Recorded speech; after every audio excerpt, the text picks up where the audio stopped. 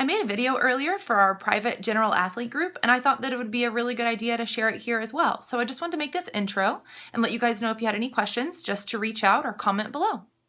I wanted to add that Abby is asking this question in our private Slack group that is offered for any of our team members. So I just wanted to let you guys know that this is the platform that the question is being asked on. Hey guys, so Abby had a question that I just want to make a video about. Thank you so much, Taylor and Layla, for kind of sifting through some of the questions or some of the feedback to kind of get to the bottom of this. But one of the things that Abby said was that her knees were buckling in. What this usually means is two things. Exactly what Taylor said, something's weak, want to make sure that your hips are warm. Could be a range of motion thing, kind of like the line of thinking that that Layla's probably going through with her last comment. But it's also probably a weakness in your glutes. Glutes are what stabilize your hips, this is your thighs, they're called your femurs. So what your glutes do is they externally rotate your femur. So when you go through this motion, that is a lot of glute, okay? Just going through this motion. Something just like that, kind of standing up straight at like a bar and just taking your feet and going in and out. Kind of hold it, get a good squeeze with your glutes, relax. That's a great way to warm up your hips. Very small motion because you have to keep in mind that your joints might not have been going through these motions in a really long time. Abby, great decision not to be adding any load. Something I wanted to go over really quick is if you are having trouble with your squats, if you're having trouble reaching depth, do it on a bench. Do like a box squat.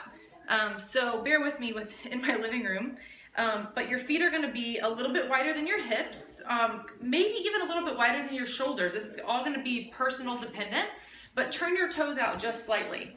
And then this will allow your hips to open up a little bit more. Second thing, whenever you're going down, why don't you put your hands out in front of you first. This helps counterbalance your body. So when you're learning how to squat, it'll help you balance. But you want to break at your hips first. So I'm going to turn sideways so you can see me. You're going to break at your hips first. Then you're going to reach back and touch your butt to a bench. And then stand up. Okay?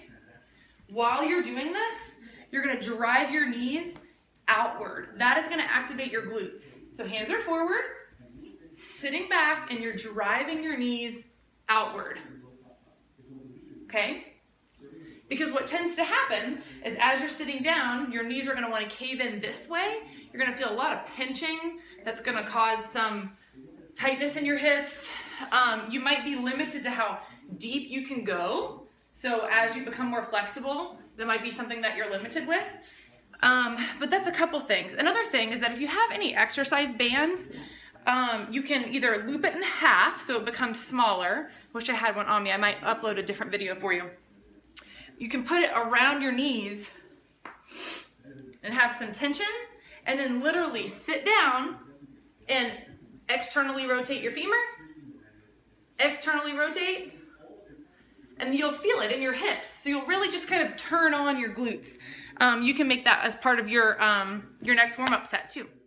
And if you're interested in working with us, just contact us on the website that's listed there at theomnifit.com, or the link will be listed below.